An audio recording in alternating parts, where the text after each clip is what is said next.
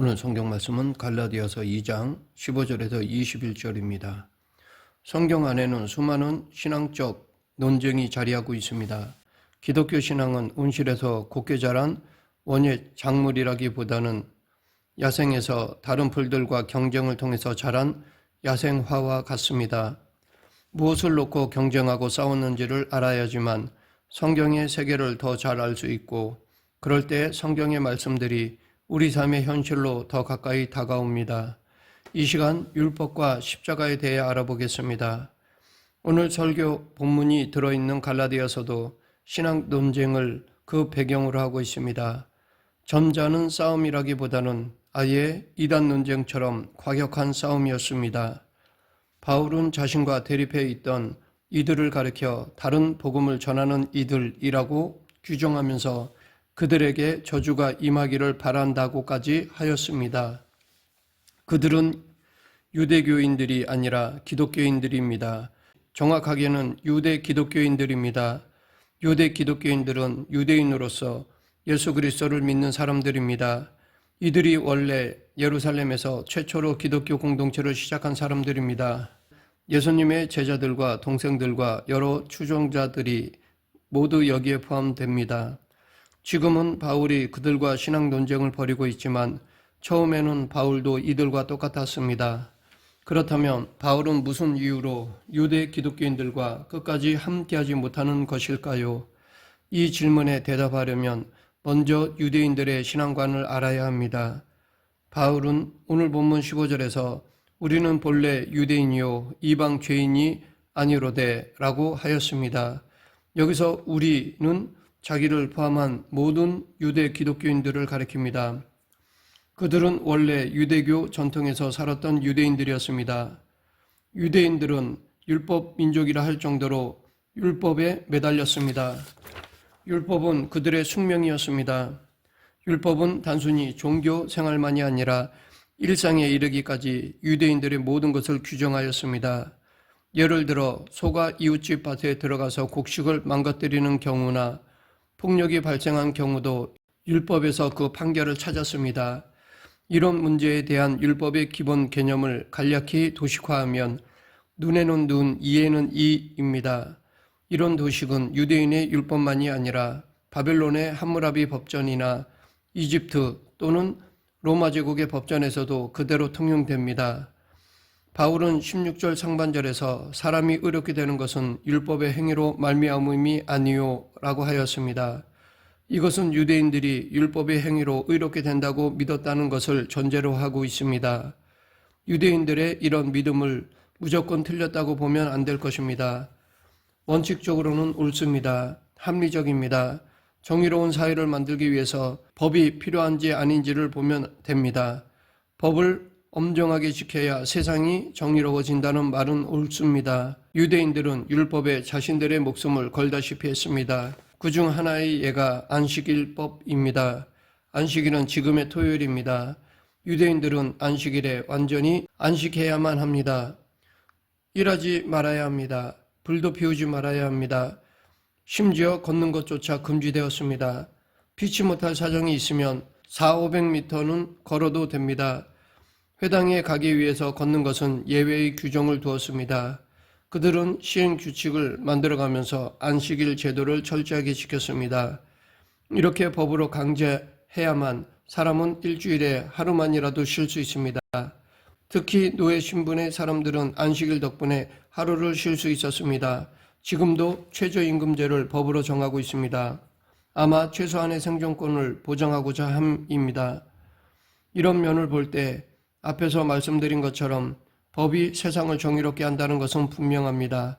유대인들은 자신들의 율법 전통에 자부심을 느끼고 있었습니다. 그런데 바울은 놀랍게도 본문에서 유대인들의 전통을 거부했습니다. 왜냐하면 율법이 사회를 정의롭게 만드는 것이 아니기 때문입니다. 그는 율법의 한계를 정확히 통찰하였습니다. 법은 일시적으로 또는 표면적으로 정의를 말하는 것 같지만 결국은 온전한 정의를 세우지 못합니다.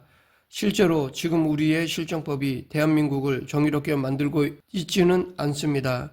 오히려 법을 이용한 죄들이 많이 발생하고 있습니다. 지금 미국이라는 강대국이 세계의 일종의 율법 역할을 한다고 봅니다. 하지만 지금 미국이 세계를 정의롭게 만들고 있는가를 생각해 보면 부분적으로, 표면적으로 정의로운 일을 하지만 궁극적으로는 자기 나라 이익에만 충실할 뿐입니다. 이처럼 율법의 행위로는 개인이나 사회나 나라가 정의로워질 수 없습니다.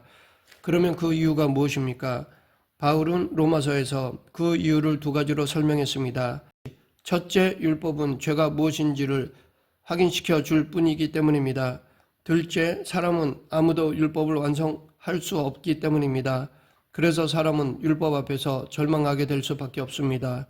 율법이 사람을 조금 괜찮은 사람으로 계몽시킬 수는 있지만 본질적으로 새롭게 만들지는 못합니다. 바울은 이 사실을 정확하게 깨닫고 강력하게 주장하였습니다. 로마서 6장 7절을 루터 번역으로 보면 죽은 사람은 의로워진 것입니다. 그는 죄로부터 자유로워진 것입니다. 입니다. 이것은 죽지 않으면 죄에서 벗어날 수 없다는 뜻입니다. 여기서 죄를 어떤 파렴치한 행위나 부도덕한 행동 같은 것으로만 생각하면 곤란합니다. 성경이 말하는 죄는 자기 안에 갇히는 것입니다. 자기 집중, 자기 연민, 이기심 등을 말합니다. 우리는 선한 일을 하면서도 자기를 중심으로 생각합니다.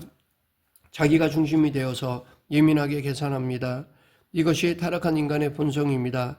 타락한 인간은 이 본성을 벗어나지 못합니다.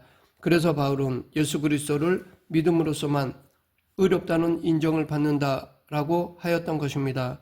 왜냐하면 인간 스스로 의롭지 못하지만 예수님을 믿음으로 하나님이 의롭다 칭해 주시기 때문입니다. 즉 우리가 의로워서가 아니라 예수님의 의를 우리에게 덧입혀 주시고 의롭다 인정해 주시는 것입니다. 여기까지는 유대 기독교인과 바울의 생각이 같습니다. 그들은 모두 율법이 아니라 예수 그리스도를 믿음으로써 구원받는다고 생각했습니다. 그런데 이를 바탕으로 해서 유대 기독교인들은 여전히 율법을 실천했지만 바울은 율법을 포기했습니다. 유대 기독교는 복음과 율법의 절충을 추구했다면 바울은 오직 복음에만 붙잡은 것입니다. 현실적인 차원에서만 본다면 유대 기독교가 더 옳아 보입니다. 왜냐하면 율법 없이 살아간다는 것이 쉽지 않기 때문입니다. 바울이 개척한 갈라디아 지역의 교회는 실제로 많은 문제들이 벌어졌습니다. 복음의 자유를 남용하는 일이 빈번해졌습니다. 책임은 지지 않고 자유만 누리려 했습니다. 이것이 인간의 타락한 속성입니다. 그래서 유대 기독교는 바울을 비판한 것입니다. 사도 바울은 유대 기독교 측의 비판이 현실적으로는 나름으로 일리가 있다는 사실을 알고 있었습니다. 율법 문제로 흔들리고 있던 성도들의 심정도 이해할 수 있습니다. 여기서 바울은 심각하게 고민을 했을 것입니다. 아무리 복음의 자유가 본질이라고 해도 자기의 입장만 고수하기는 어렵습니다. 그러면 어떤 선택이 바람직한가요? 바울은 초심을 버릴 수 없었습니다. 복음의 자유를 포기할 수 없었습니다.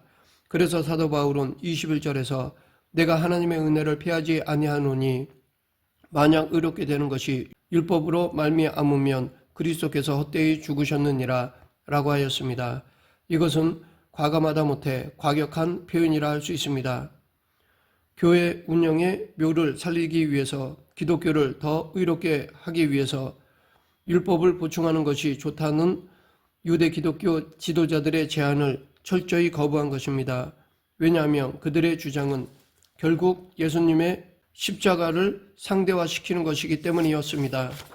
당시 유대 기독교인들은 율법의 행위를 통해서 의롭다고 인정받는다고 주장을 하는 것이 아닙니다.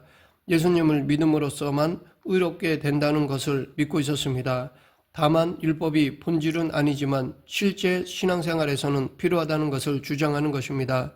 만약 이들의 주장을 바울이 받아들였다면 이방 기독교도 역시 토요일인 안식일을 그대로 지켰을 것이며 할례도 받았을 것이며 유대교의 몇몇 절기를 그대로 따르고 돼지고기도 먹지 않았을 것입니다. 지금 기독교 신자 중에서도 이런 율법주의적 신앙생활을 하는 사람들도 있습니다. 이렇게 신앙생활을 하는 사람은 다른 사람들로부터 거룩하다 인정받고 스스로도 거룩함에 우월의식을 가질 수도 있을 것입니다. 그러나 이미 사도 바울은 여기서 복음의 본질이 훼손될 위험성이 높다는 사실을 간파하였습니다. 유대 기독교인들은 사람 중심의 신앙생활을 하려 했지만 바울은 하나님 중심, 복음 중심의 신앙생활을 주장한 것입니다. 사도 바울은 오직 예수님을 믿음으로 말미암아 의롭게 됨을 말하면서 이렇게 예수님을 믿음으로 의롭게 된 자의 합당한 삶에 대해 말했습니다. 그것이 오늘 본문 20절입니다. 내가 그리스도와 함께 십자가에 못 박혔나니 이제는 내가 사는 것이 아니요 오직 내 안에 그리스도께서 사신 것이라. 이제 내가 육체 가운데 사는 것은 나를 사랑하사 나를 위하여 자기 자신을 버리신 하나님의 아들을 믿는 믿음 안에서 사는 것이라. 여기서 사도 바울은 예수님과 함께 죽고 예수님과 함께 산 자가 되어 주를 믿는 믿음으로 산다고 고백하였습니다. 즉 예수님이 십자가에서 죽으실 때 율법 아래 정죄받고 죽을 수밖에 없던 바울도 죽었습니다. 그러므로 심판과 상관없는 자가 되었습니다. 그리고 예수님의 죽으심과 함께 연합한 바울은 예수님의 부활과 함께 연합한 자가 되었습니다. 예수님이 다시 사신 것처럼 바울도 영원히 사는 자가 된 것입니다. 우리도 이런 삶을 살아야 합니다. 말씀을 맺겠습니다. 우리는 예수 그리스도 안에서 의롭다함을 받았습니다. 그러하기에 구약의 율법대로 각종 의식법, 제사법, 절기준수, 할례 등등 이것을 행함으로써 구원받는 것이 아닙니다. 율법으로 구원받을 육체는 아무도 없습니다. 우리는 우리의 소망을 예수 그리스도께 두어야 합니다. 예수님과 함께 죄인된 나는 죽고 예수님과 함께 새 생명으로 산 자로 살아가야 합니다. 우리 모두 예수님만 바라보며 살아가길 간절히 축원합니다. 기도하겠습니다. 사랑과 은혜가 풍성하신 하나님 아버지, 온전히 예수님을 따름으로 거룩한 삶을 살아가는 성도가 되게 하여 주시옵소서. 예수님 이름으로 기도드립니다. 아멘.